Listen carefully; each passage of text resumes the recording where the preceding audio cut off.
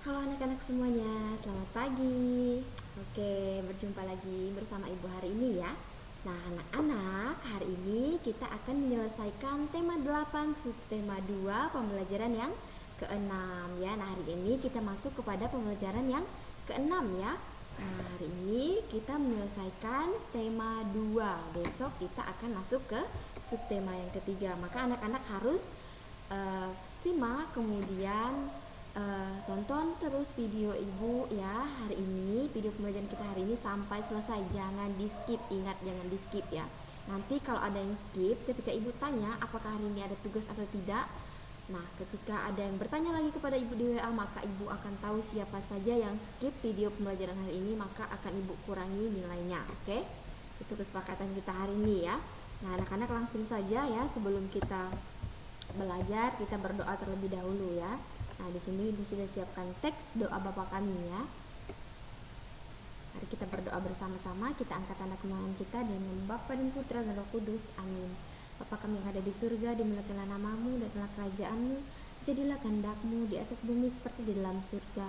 Berilah kami rezeki pada hari ini dan ampunilah kesalahan kami, seperti kami pun mengampuni yang bersalah pada kami, dan jangan masukkan kami ke dalam percobaan, tetapi bebaskanlah kami dari yang jahat. Amin. Dalam nama Bapa dan Putra dan Roh Kudus. Amin. Oke anak-anak, tadi kita sudah selesai berdoa. Sekarang langsung saja kita masuk ke materi yang pertama ya. Nah, kita belajar tematik tema 8 ya. Sahabat lingkungan kita di pembelajaran yang 6. Anak-anak bisa buka bukunya, itu halaman 92 ya. Nah, budaya masyarakat Indonesia beragam. Keragaman itu berkaitan erat dengan lingkungan setiap daerah. Salah satu itu adalah budaya ya. Nah, budaya itu adalah tarian. Nah, di mana tarian setiap daerah mempunyai ciri khasnya sendiri. Nah, di sini kita akan mempelajari ya tarian dari beberapa daerah ya. Oke. Nah, di sini kita akan belajar tentang pola lantai karya tari ya. Nah, di sini anak-anak, dengan adanya berbagai macam bentuk tarian, bentuk pola lantainya juga berbeda-beda. Nah, bentuk pola lantai tarian yang satu berbeda dengan yang lain ya. Nah, selain itu bentuknya juga berbeda ya. Terdapat pola lantai yang mempunyai maksud dan ada juga yang tidak memiliki makna. Nah, ini contoh dari pola lantai karya tari. Nah, di sini ada tari bedia semang, kemudian ada tari jaran kepang ya. Itu contohnya. Kemudian yang selanjutnya, pola lantai yang mempunyai maksud lebih banyak ada dalam tari-tarian klasik yang terdapat di Keraton Surakarta dan Yogyakarta. Nah, namun demikian, tidak menutup kemungkinan jika pola lantai dalam kreasi baru dan tari rakyat juga mempunyai maksud. Perhatikan bentuk pola lantai dalam dua tarian berbeda di bawah ini, seperti yang ibu katakan tadi ya. Nah, ini adalah contoh dari pola lantai karya tari. Ini ada tari bedia semang, kemudian ada tari jaran kepang ya. Nah, kemudian yang selanjutnya ada kedua karya tari pada gambar tersebut, gambar yang tadi ya. Nah, merupakan yang berasal dari daerah istimewa Yogyakarta, yaitu tari jaran kepang berdasarkan bentuk koreografinya termasuk dalam jenis tari rakyat, sedangkan tari bedaya itu termasuk dalam jenis tari klasik ya. Nah, di mana bentuk pola lantai tari aran kepang itu tari jaran kepang maksudnya ya. Jaran kepang lebih sederhana dibandingkan bentuk pola lantai tari bedaya. Nah, seperti contoh ini ya. Ini adalah contoh tari bedaya semang, kemudian ada juga tari jaran kepang ya. Nah, kemudian yang selanjutnya masih di pola lantai karya tari ya. Nah, pola lantai yang berbentuk garis horizontal pada tarian jaran kepang tidak mempunyai maksud apapun. Sebaliknya, pola lantai pada tari bedaya yang dikenal dengan nama rakit lajur itu adalah pola lantai rakit lajur yang bermaksud menggambarkan 5 unsur yang ada pada diri manusia, yaitu ada cahaya, ada rasa, ada sukma, ada nafsu, dan ada perilaku ya. Jadi itu beberapa pola lantai yang ada di pola lantai rakit lajur ya. Oke, yang selanjutnya kita akan membahas tentang anak PAUD Aceh tampilkan tarian Jawa untuk menunjukkan Cinta Tanah Air. Nah, itu ada di halaman 93.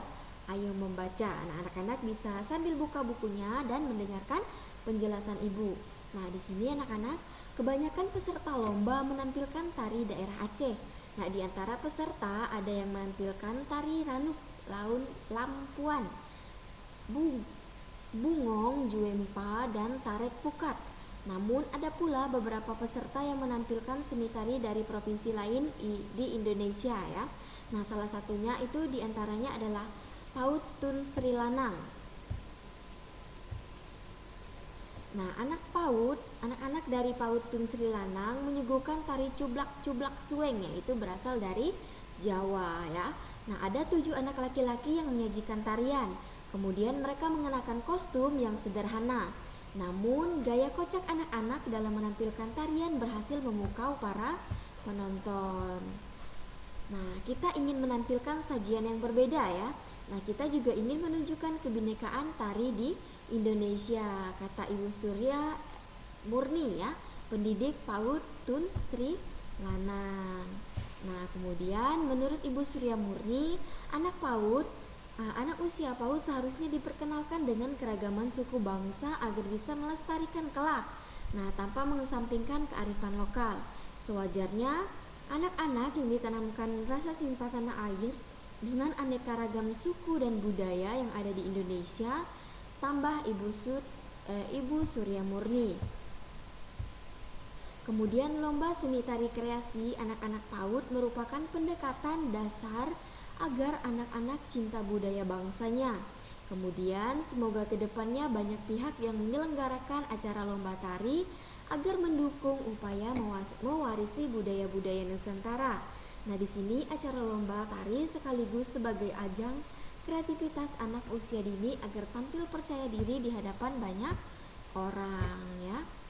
Nah, anak-anak, itu tadi adalah bacaan tentang anak PAUD Aceh tampilkan tarian Jawa untuk menunjukkan tari Cinta Tanah Air. Nah, anak-anak, itu di halaman 94 itu ada pertanyaan ya. Nah, kita akan menjawab bersama-sama ya. Kita akan jawab bersama-sama pertanyaan yang ada di halaman 64.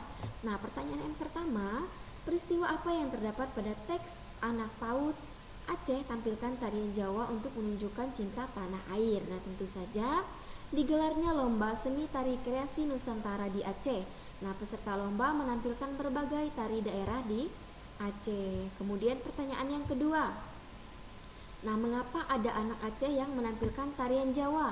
Nah, jawabannya karena ada anak Aceh yang menarikan tarian Jawa karena ingin menampilkan sajian yang berbeda dan menunjukkan kebinekaan tari di Indonesia. Kemudian pertanyaan yang selanjutnya, sikap apa yang dapat kita tiru dari tekas anak PAUD Aceh tampilkan tarian Jawa untuk menunjukkan cinta tanah air? Nah, tentu saja sikap yang perlu kita